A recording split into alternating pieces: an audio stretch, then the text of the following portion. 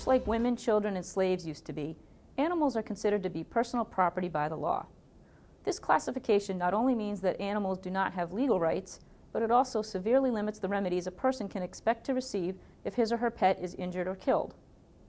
It also affects how a person can provide for a pet in a will or trust, and whether a person can share custody of a pet after a divorce.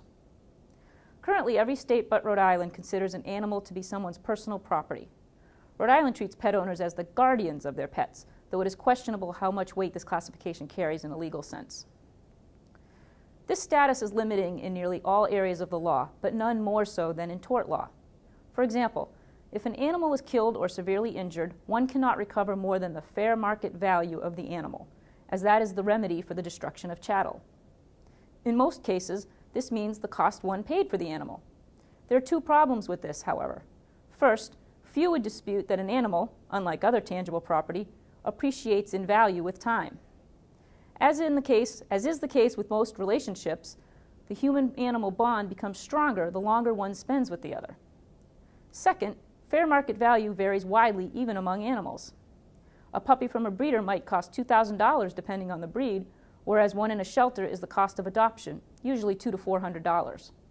How can a judge rule that an adopted puppy is not worth as much to the pet owner as one purchased from a breeder? Another area in tort law where we see the limit of this classification is in recovery for infliction of emotional distress. The law does not recognize this cause of action for injuries done to animals because of their property status. This means that even if you witness people intentionally abusing, tormenting, and seriously harming your pet, you can get nothing more than the cost to repair, which ironically can be 3- or 4-fold the fair market value of the pet. Many times, pet owners want to be sure their pets are well cared for after the owner dies. Because property cannot be the beneficiary of a will, the owner must then leave bequests to a person or organization to care for his or her pet.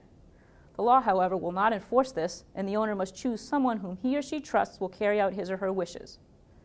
Fortunately, to date, 37 states have enacted a law that allows an owner to set up a pet trust for the animal's benefit.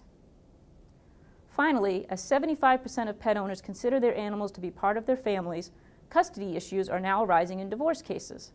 Whereas the courts use a best interest standard to resolve custody and visitation issues of children, there is no equivalent standard for animals, simply because they are property. Although few courts will consider the pet's best interest, for the most part, the dispute is decided upon which party bought the animal or whether it was a gift from one party to the other.